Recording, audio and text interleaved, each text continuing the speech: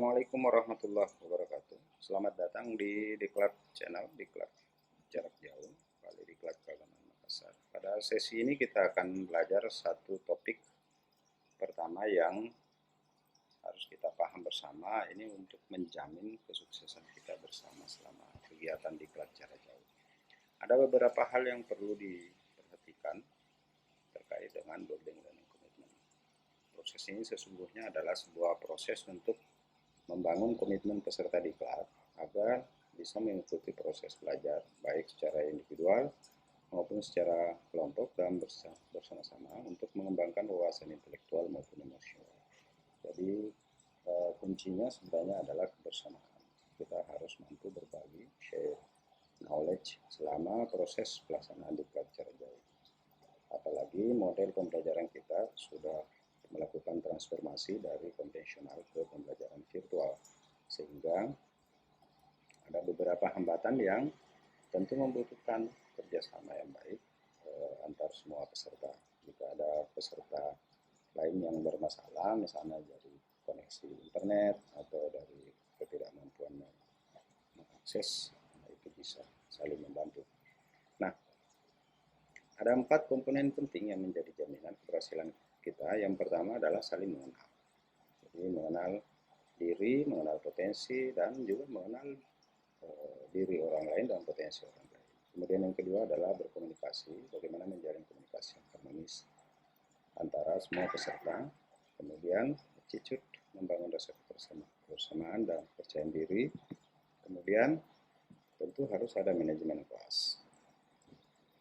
Baik, bagaimana mengenal diri? Konsepnya sebenarnya adalah paling familiar adalah jendela Johari Windows. Jadi ada posisi open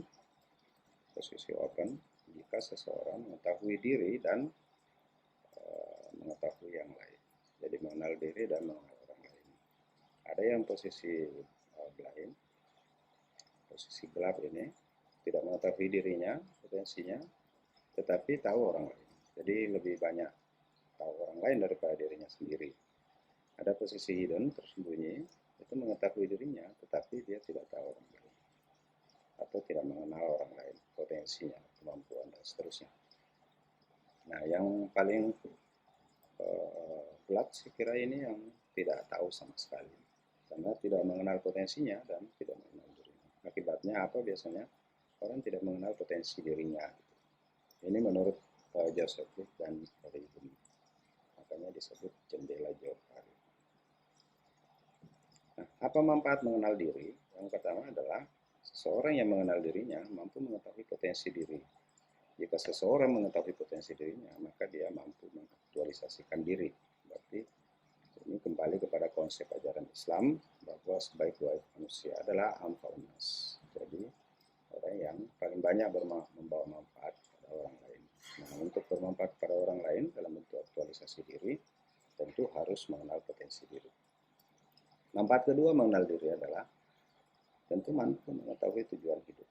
Karena mengetahui siapa dirinya, who am I, gitu. Sehingga dia mengetahui bahwa hidup ini tujuannya untuk apa. Dia hidup untuk melakukan apa dan untuk mencapai apa.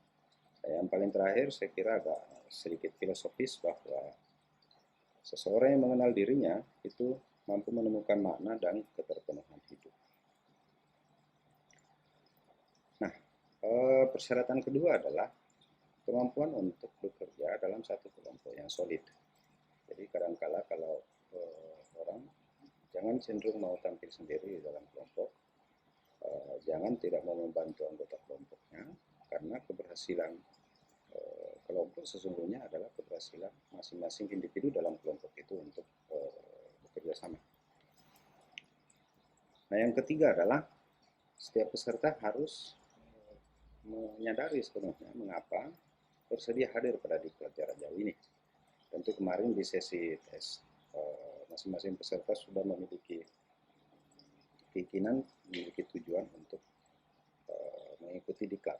Karena ini diklat publikasi ilmiah, maka tentu masing-masing peserta sudah menetapkan goal masing-masing, apa yang akan dicapai selama mengikuti diklat. Ini juga terkait dengan harapan dan kekhawatiran.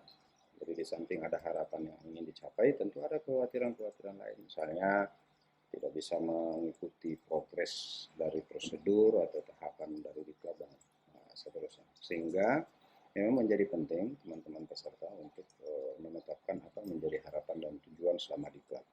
Ini juga yang menjadi dasar nanti untuk melakukan evaluasi diri apakah tujuan dan harapan itu terpenuhi selama proses diklat berlangsung.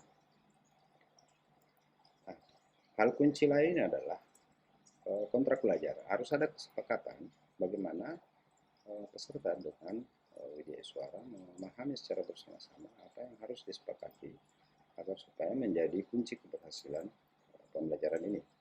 Sehingga diperlukan kontrak pembelajaran. Ini nanti akan menjadi tugas bagi teman-teman peserta untuk menetapkan, misalnya menggunakan bahasa yang sopan pada saat chatting, tidak mengupload informasi yang tidak ada hubungannya dengan pembelajaran pada grup chatting dan seterusnya. Itu bisa menjadi bagian-bagian tertentu yang bisa disepakati dalam kontrak belajar.